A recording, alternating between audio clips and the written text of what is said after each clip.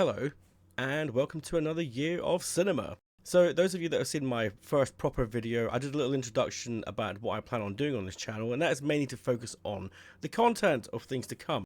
But I thought before we get going with things like that, a better way to get to know me a little bit better is to talk about things we have in common. So, you hopefully being someone that's interested in films and cinema has been a few times last year and watched a lot of releases that came out. So I'm going to give you my recommendations for 2025. Now, I believe that I went to the cinema somewhere between 30 and 40 times. Yeah, and I saw most of the big releases that came out, but very few of those are actually going to pop up on my list. So while I saw the likes of Mission Impossible and Avatar and Jurassic Park, Superman, etc., none of those quite made the grade for me. So I want to go into a little bit of detail about the ones that did. But just to state there, I do actually like the big budget guff that we get. Well, I try to like it. I wish it was better. It is the kind of thing that I am actually interested in the most when it's good, so hence why I go and see them. But quite often at the end of the year, they end up, they've disappointed you. In fact, if you were to say what were the best 3 films that you saw at the cinema this year, none of them were films that actually came out in that year. One of them was Jaws, which I saw 3 times.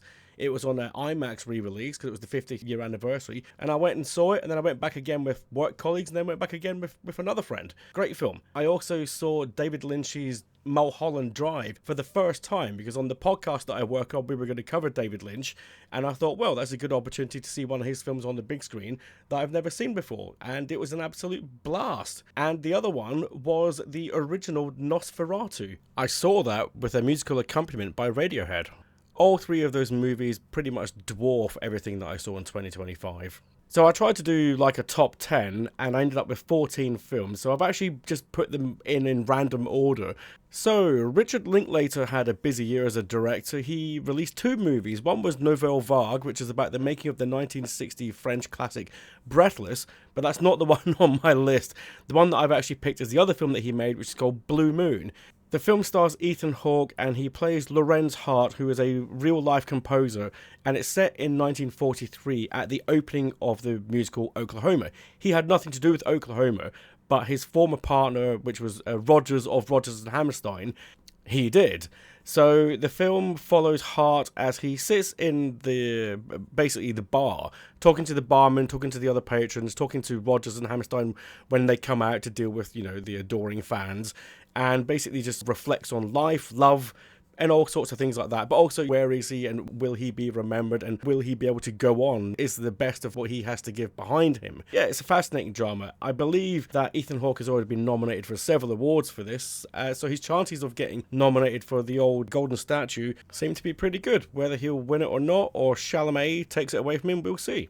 I think the biggest horror surprise of the year came in the form of Final Destination Bloodlines, which was, it'd been about a decade since the previous film had come out. In fact, probably more than that. And this one came back, and it came back in style. It pretty much did the same format again, but it just gave just a little tweak to the narrative, just to give you a little bit of different tension going on. It starts with a wonderful first act set in the past, in the 1950s, on one of these space needles, where you get your opening tragedy. And then after that, it skips forward to the present time, where you then meet a family, and they all start getting knocked off one after the other because of, past facts. And there's little twists and turns along the way which make it interesting. There's a couple of really good performances in here as well. And gore factor was pretty good, and it was solid. It didn't outstay its welcome. We got to see the farewell to Tony Todd, who was sort of the linchpin mascot of the series. He's sadly no longer with us. But it was a very, very exciting film, and it was very entertaining. And it looks like we're going to get more going forward. So well done, Final Destination. I'll mention a couple of action films quickly that literally came and went within a week or 2, and apparently nobody went to bloody see them. One was Sisu 2, Road to Revenge, which is obviously a sequel to Sisu. I watched this. It was literally around for a week and then completely disappeared. So you got the same returning actor, and it's a similar premise to the first one, but it's set a few years later after the ending of that one. And this time you have Stephen Lang out to hunt him down, and it pretty much did the same thing that the first one did. I wouldn't say it was necessarily bigger. I definitely wouldn't say that it was better, but it was definitely not much in the way of far worse. It was still worth a watch, so I enjoyed that. The other one that's worth mentioning quite quickly is Nobody 2, the sequel to Nobody, starring Bob Odenkirk as the former retired man of action, and this time he's on holiday with his family, and they run into trouble, and he lets his temper get the better of him, and then explosive results present themselves. Yeah, good fun. Oh, that makes it 15 films I've got on this list. Whoops, sorry, Nobody 2, I forgot you were on there. Wes Anderson came back with The Phoenician Scheme, which when I first saw it, I thought, well, this is sort of trying to be in the same sort of box as the Grand Budapest Hotel, but it's not quite there. And I think the critical response reflects that as well. But having said that, I've watched it since, and I've actually watched it a couple of more times now, and I do think it is better second time round. It's still not as grand as that Budapest Hotel, but it is still worthy to be part of his filmography. It's certainly not as baffling as Asteroid City was. I don't know what the hell that film was about. So it has a little bit more fun. There's a wonderful performance by a young actress called Mia Thrippleton, who I believe is the daughter of Kate Winslet. So there you go, talent runs in the family. Well done. Benicio del Toro is the lead of the film, and you get a lot of the Wes Anderson's regulars popping up in supporting roles. So it's definitely worth a crack if you like his stuff. Weapons was one of the big surprises that came out. Well, I say surprises, it came out and it already seemed to have a lot of buzz going for it before it even arrived in cinemas, so a lot of people were excited to go see it, as was I, and I went and saw it, and I definitely very much liked it. Now, I will just say here that I had seen his previous film Barbarian, which also seems to be quite popular, but I came away from Barbarian sort of very, very much in the middle on that one.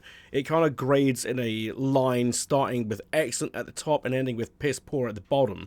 That film was of 3 parts. The first part I thought was terrific. The filmmaking there was absolutely amazing. The second part was fine, and then the third act I just thought was terrible. So when you balance that out, you end up with a 3-star film. So it's just when you think about it, a filmmaker that loves the mystery box angle. And in this case, the mystery box didn't work, because the first act, you don't know what it is. It's all mystery. So that's where the filmmaking is at its best. And then when it starts to reveal what's going on, it becomes more of a letdown. So getting a bit fed off of mystery box directors out there, but we'll see. At least Weapons was a lot better.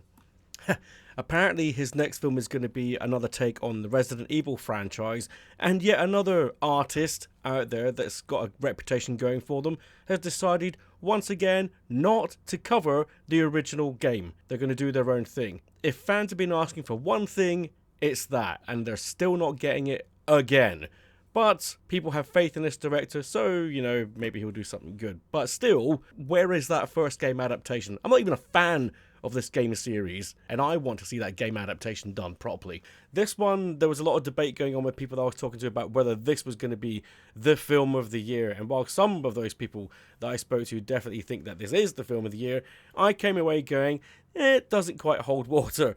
That third act, once you get to it and you start questioning the twists and turns, it doesn't quite make sense. It could have been done in a very, very, very different way, but that's not to take away from the entertainment value of it. It was still a very entertaining film, and something new as well. We haven't seen something like this for a while, so that's always great to have that too. So yeah, Weapons, ding! Now, I'm going to take the time here to talk about 2 films at the same time, because they both, again, come from the same director, this time Dan Trachtenberg, who has continued to delve into the Predator franchise. He had already given us Prey a few years ago, which seemed to have brought the franchise back to its legs.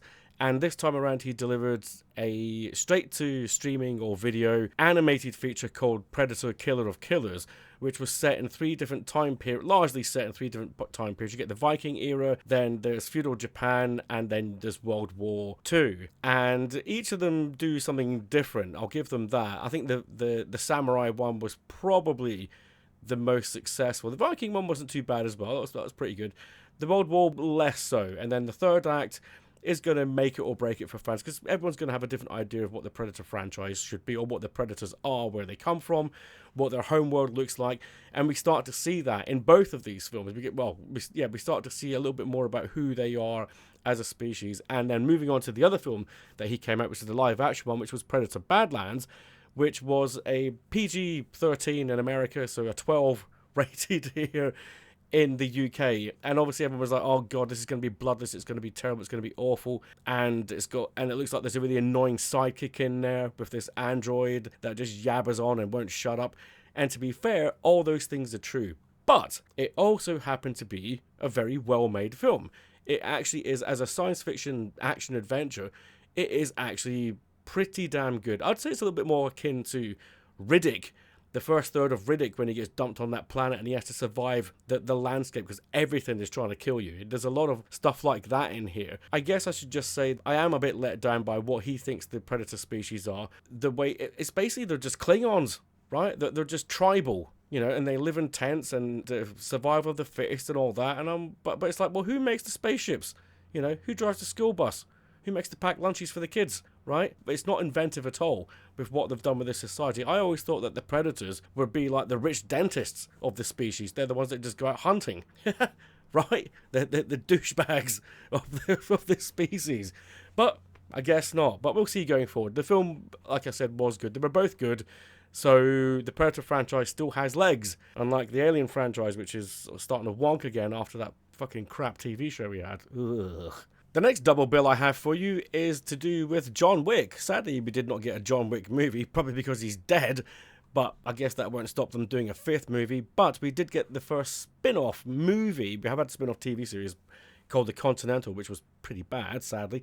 But the spin-off movie Ballerina, starring Ana de Armas, was pretty good. They went to great efforts to make sure that she lived in this world and that the world was very much the same that we've seen in the John Wick movies. There's a little bit, gets a little bit heightened towards the third act, I think. But beyond that, it was actually pretty good. It just wasn't anything special. The story, they didn't do anything special really with her character or the storyline that would make you go, oh yeah, this is worthy of a spin-off. They just did a different character. They just did another character. But because the film is so well made and the action and obviously all that choreography that they do just to a T was great, this was still a very good action film. Now, I've deliberately tried not to show too much footage from the trailer that you're seeing right now, because I went into this one blind and I had a great time. If I had seen some of the stuff that you see in the trailers, I would have had less of a surprise of what was to come. So I've tried to avoid certain elements in the trailer so that if you haven't seen it, you will go and watch it. So enjoy. But to tie with that, there was also a documentary out called Wick is Pain, and that is about pretty much the making of the first 4 movies. So you basically have most of the key players from all the films talking about the making of the films, including Keanu Reeves, who is there throughout.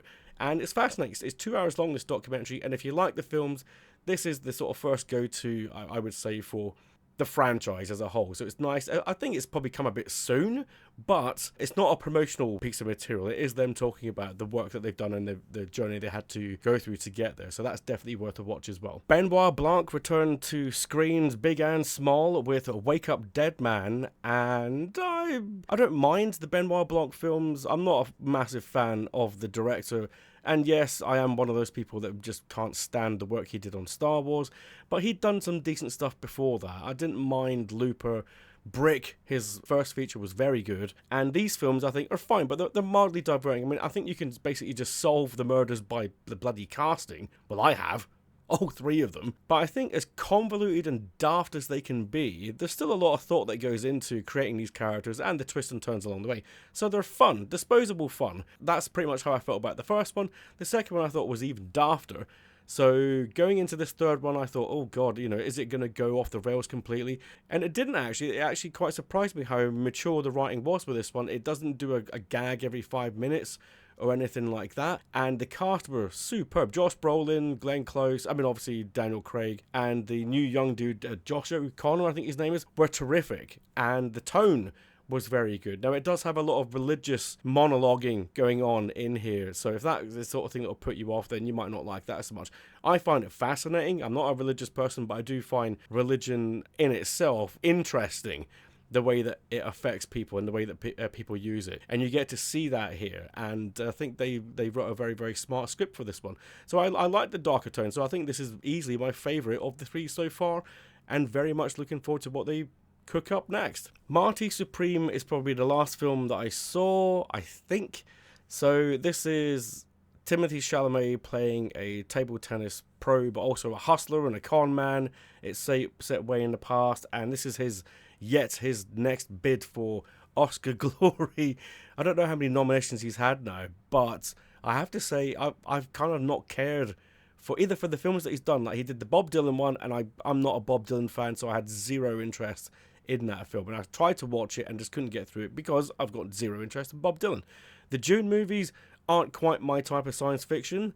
And we were just talking about religion. They're very religious, but not quite my thing. And I don't know if he was miscast. I just wasn't completely engaged with him in those films. But he certainly wasn't bad. He had done some previous work to that I thought was a little bit more interesting. I think it was the film Call Me By Your Name. I did see that, and that was a good performance by him and his co-host in that. That was pretty good. But beyond that, I think, Little Women, he was fine in that. He's also worked with Wes Anderson. He was in The French Dispatch. Wonka, I skipped because I'm just not necessarily into that franchise. So he's not someone that I necessarily follow. And when I heard that this one was coming out, and it was from one of the Safdie brothers, and I'd seen the Adam Sandler film that they had made, Hidden Gems, which stressed me out. It was like watching that cooking show, that show about the chefs, The Bear, where everyone is just stressed and angry and shouting at each other all the time and causing each other just intense stress.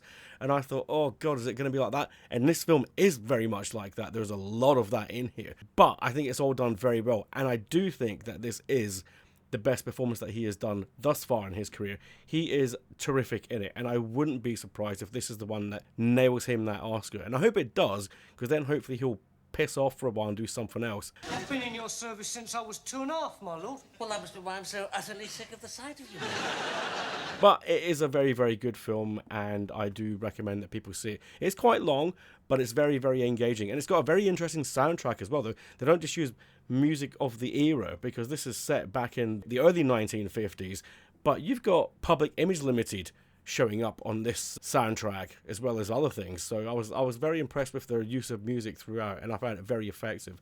So good for them. One of the biggest surprises that I saw was a very, very, very low budget small film made in the UK called Tornado.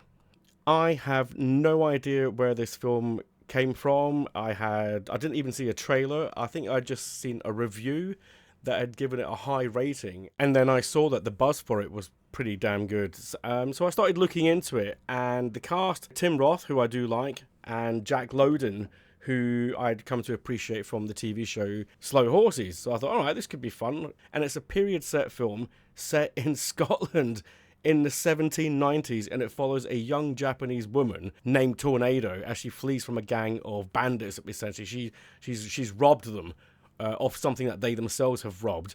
So it's basically them just tearing across the countryside, chasing after her. She tries to hide in the house, in the countryside, in amongst the trees, in amongst a traveling circus caravan, and deaths start happening, let's say. And it's a very, very tight 90 minutes of just a very, very interesting, strange little film. And that's exactly what I needed. Sometimes you just need something that you don't expect to just come along and entertain you, and then you go, I've not seen that before. Now, much earlier in the year, we also had Steven Soderbergh had 2 movies out, and one was called Presence, which was sort of a ghost story thriller of sorts, and the other one was called Black Bag, which is a spy thriller. The first one was good. It wasn't too bad, but Black Bag was clearly, for me, one of the highlights of the year. I absolutely really love it when Soderbergh just really nails a film. He's very experimental. He likes to do different things, and every now and again he just does things to precision, and they're just great. And both films are short, and both of them were written by David Koepp, who I want to mention because Koepp also wrote the screenplay for the last Jurassic World movie, and he also wrote the screenplay for the first 2 Jurassic Park movies.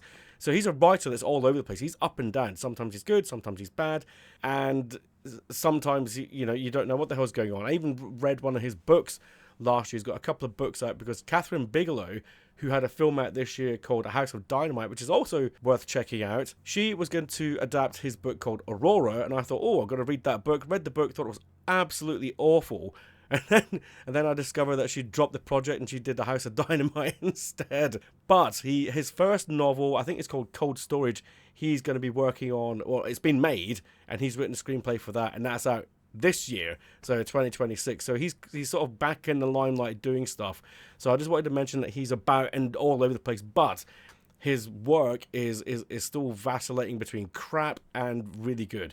Black Bag, thankfully, is very good. So it's a British intelligence movie. It stars Michael Fassbender, Kate Blanchett, Tom Burke, Naomi Harris, Pierce Brosnan, and others. And it is basically this small group of people that work together, and the boss, essentially, I guess, Michael Fassbender, has been asked to find out who the mole is. So that's the plot, and it takes place basically over a week, and you see him go to work. You get to see how they all interact with each other, and there is some really, really great drama. There is some really great drama, and there are some very effective performances going on in here. It is a very tense thriller, and short, 90 minutes. Thank God I like so many 90-minute movies that came out last year. Having said that, the film that I think I enjoyed the most in 2025, and I've still only seen it the once, I've yet to rewatch it, and that is Sinners. Yeah, this is on top of a lot of people's list, so I won't bang on too long about this one. Ryan Coogler, his new movie, Michael B. Jordan in dual roles as twins, Haley Steinfeld, Miles Caton, Jack O'Connell, Delroy Lindo. Oh my god, Delroy Lindo is always good. So it's set in Mississippi, early 1930s, and the two brothers get together with some money that has been stolen from Chicago crime units, and they use that to buy a sawmill to turn into a juke joint for the local black community to enjoy their evening out. And at the same time, you have this festering vampire threat that comes knocking on the door that evening, and yeah, all sorts of wonderful things happen. It's not just a straightforward horror film. This is, I would say, it's very much part musical, historical musical. In fact, it does wonderful things with the camera and with music. The performances are great all round. It is a masterpiece of cinema, quite frankly, and easily Coogler's best film to date, and was my favourite film of 2025. From all the ones that I've seen, I have checked my letterbox, and according to that, from films that have been released in 2025, I've seen 79, so not bad, pretty good crack. If anyone wants to know what the worst film I saw last year, it's a tie between Ice Road, Vengeance, The Strangers Chapter 2, and Wolfman. They were all pretty damn horrendous. No thank you. So that's a quick update on what I enjoyed last year. The next video that I'm going to do, which I am going to release pretty quickly because we are at the start of the year and films are coming out, is my look at January, February and March. Just the first 3 months of the year to see what's coming out, and my list of the ones that I think are worth potentially looking forward to, and my reasons for doing so. So I will speak to you on that one when we get there. Job done. Goodbye. You're a good boy.